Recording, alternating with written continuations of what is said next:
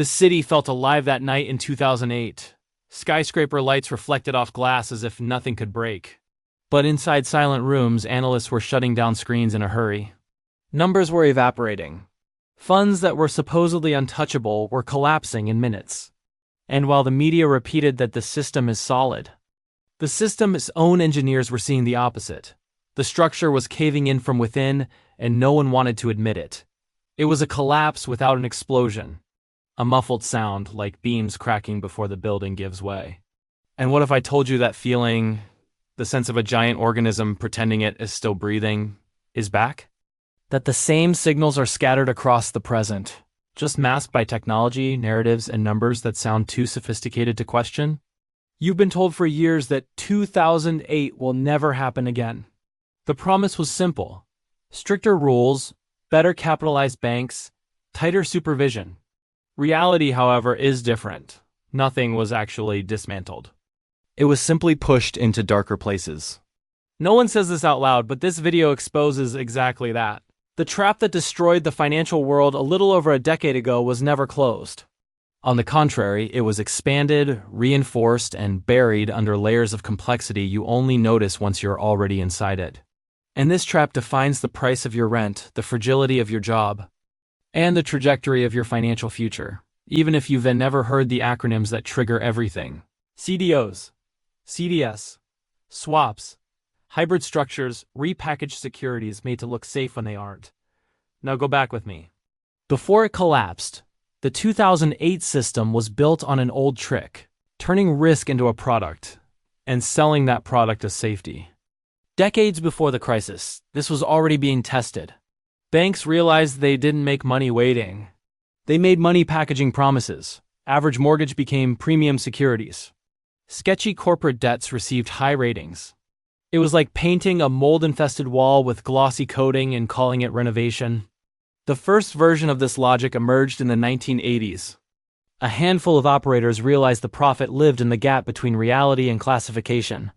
If the market believed something was safe, you could price it as safe, even when it wasn't.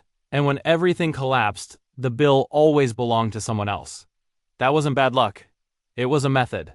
And the disturbing truth is that this method survived the crisis. It didn't just survive, it evolved. Today, hidden risk engineering operates on a global scale. Derivatives have become the secret language of major institutions. A language that shifts risk the way smugglers shift cargo at night. And while central banks print stability as a facade, private institutions build products no one fully understands.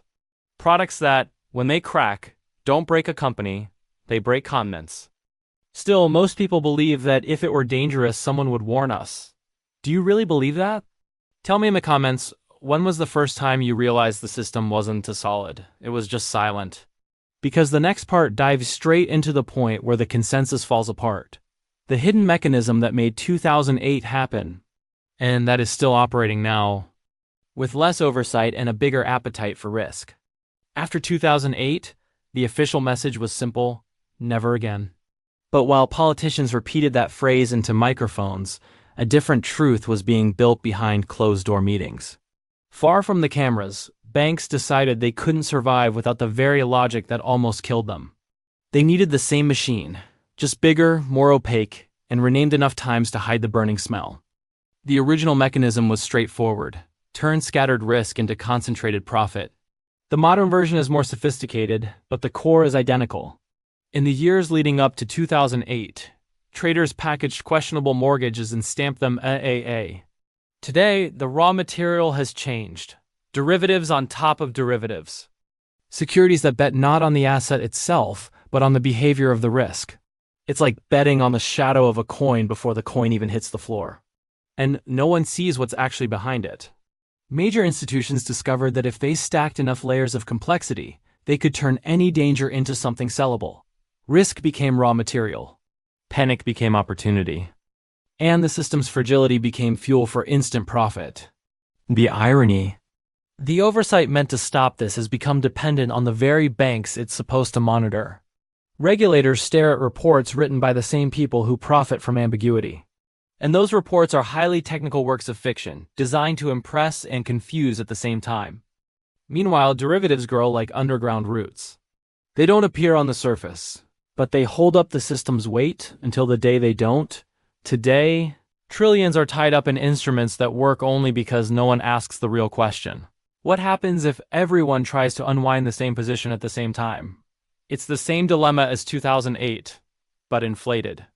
More debt, more chain reactions, more dependence on a stability that exists only on paper, and the impact reaches you quietly.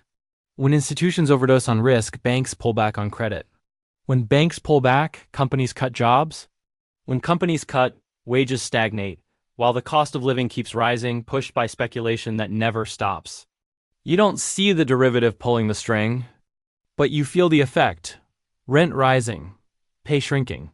The sense that you always 2 steps behind the game, even while working harder than ever. And here's the uncomfortable question. Do you really believe that's a coincidence? Drop it in the comments. When you look at today's cost of living, do you feel that something is out of place? Or are you still trying to justify it as a normal cycle? Because in the next part, we're going straight into the zone no one touches. The core of the modern mechanism, where risk is manufactured as casually as a bank prints a statement. The modern machine no longer needs mortgages to collapse. Today, risk is manufactured on an industrial scale and sold as casually as any product on a shelf. But this product has one unavoidable side effect. It warps the ground the system stands on. Behind the scenes, huge institutions aren't betting on companies, real estate, or commodities. They're betting on volatility. Volatility has become the new gold. Controlling it has become synonymous with controlling the market itself. And this is where the trap becomes obvious.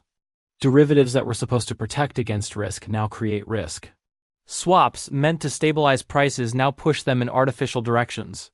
Securities designed to cushion crises now amplify even the smallest jolt. It is like an organism using adrenaline to survive decay, until the entire body depends on it just to function. After 2008, banks realized something brutal. They didn't need to avoid risk. They just needed to outsource it. That's how structures emerge that no human fully understands. And that's not exaggeration. That's the system's actual dynamic. When you stack risk inside more risk, it becomes impossible to track where the breaking point is. And precisely because of that, no one admits it exists. New securitizations are sold as innovation. Synthetic products are marketed as efficiency.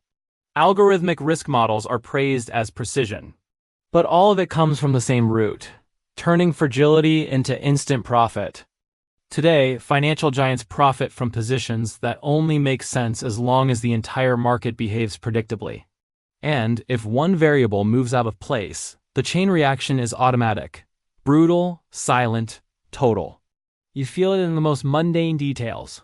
The grocery prices that shift without explanation. The rent that rises even in stagnant neighborhoods. The sense that you're paying for a risk you never agreed to take, but the market knows exactly who should pay the bill. You. Here's a direct question. Answer it in the comments. I want to see where you place yourself on this board. Do you feel your life is getting more expensive because of inflation? Or because of something no one has the courage to name? The uncomfortable truth is that much of the modern cost of living doesn't come from the real economy. It comes from artificial risk pushed to the edges of the system. Risk born in closed rooms and ending in your bank statement. Now we enter the forbidden zone.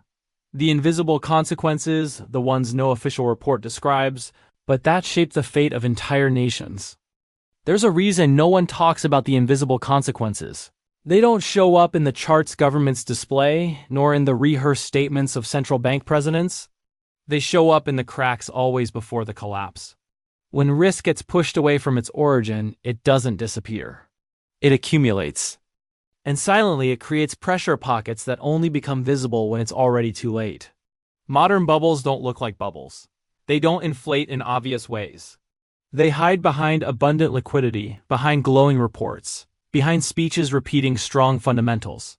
And when they finally burst, they look like accidents. But they never are.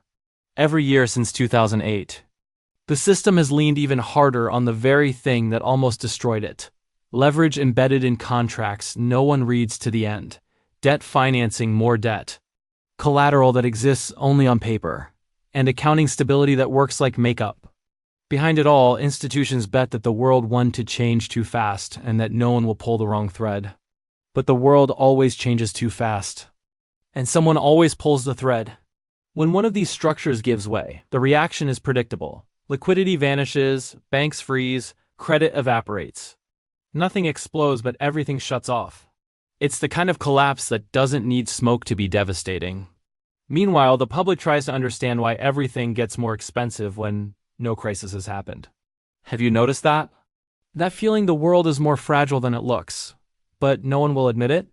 Asset bubbles look like prosperity until the final minute. Derivatives look like protection until the instant of the risk downgrade. And debt looks like a tool until it becomes too much debt.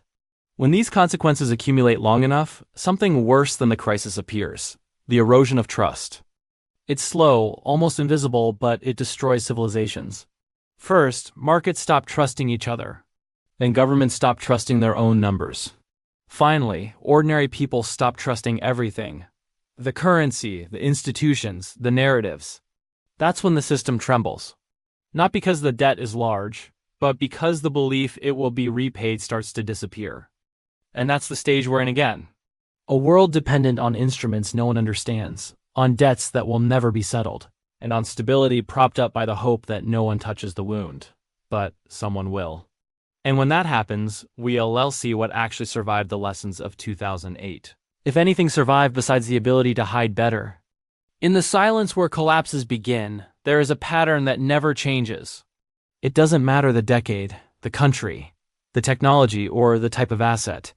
We always find the same logic operating behind the curtain. A logic so recurring that it only feels invisible because the system works tirelessly to disguise it. Everything starts the moment money loses the ability to represent something real. When institutions discover they can manufacture risk, sell it, redistribute it, and reward themselves before any consequences appear. That's where the cycle settles in. First come the easy profits, then complacency, then artificial euphoria, then the weight of everything that was denied. In 2008, this took the shape of inflated mortgages. Today, it takes the shape of derivatives stacked in layer upon layer of synthetic logic. It's the same pattern, just repackaged. Because the system doesn't fix defects, it renames them. And within this pattern, there's a cruel rule that repeats with mathematical precision. Those closest to the source of risk always protect themselves first. Those farthest from it get the bill. It's an invisible hierarchy, unwritten, but profoundly real. Institutions buy time, markets buy narrative, and ordinary people buy stability that never arrives. When fragility rises, the signs don't appear in headlines, they show up at the edges of life. Small delays in corporate payments. Markets rising far too fast without any concrete reason. Credit tightening in random sectors.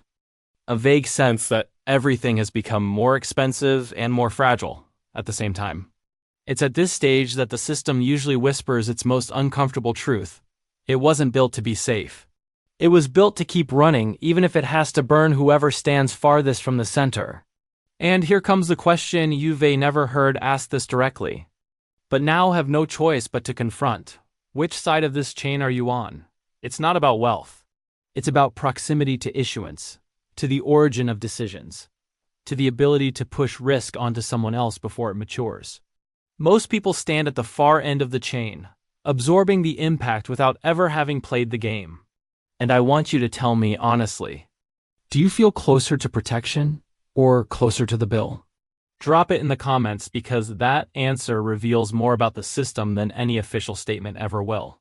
When you see everything as a flow, issuance, risk, transfer, concealment, collapse, it becomes impossible to believe the narrative that we learned from 2008. We didn't.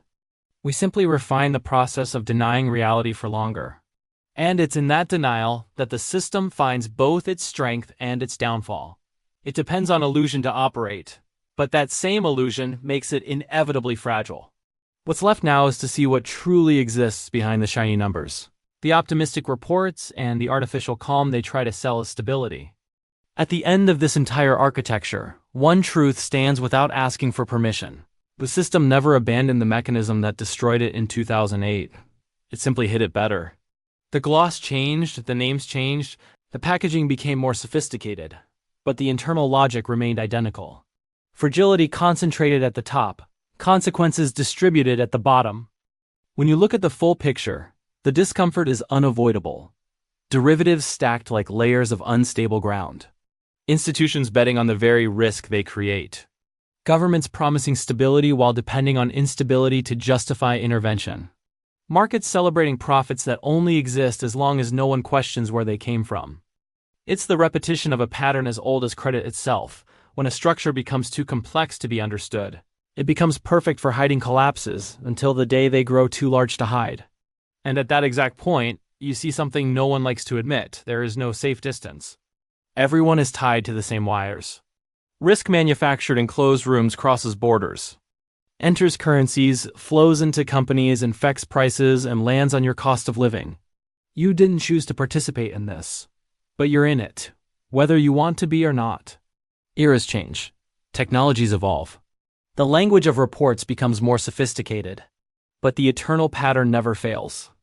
Risk creation, denial, euphoria, rupture, cleanup, and then, as always, reconstruction using the exact same crooked bricks. And this is where the tension stops being historical and becomes personal. Because when this machine locks up again, the question will be blunt. Were you on the side that protects itself first, or on the side that pays the bill when time runs out? This flow doesn't reward naivety. It doesn't reward blind trust. It simply continues indifferent, fed by the belief that no one is paying attention. But you are. And now that you understand the hidden lines, the next narrative they try to sell won't sound nearly as convincing. If this made you feel the real weight behind the numbers, drop your view in the comments and subscribe. The conversation the system avoids is exactly the one that decides who walks away and who gets crushed.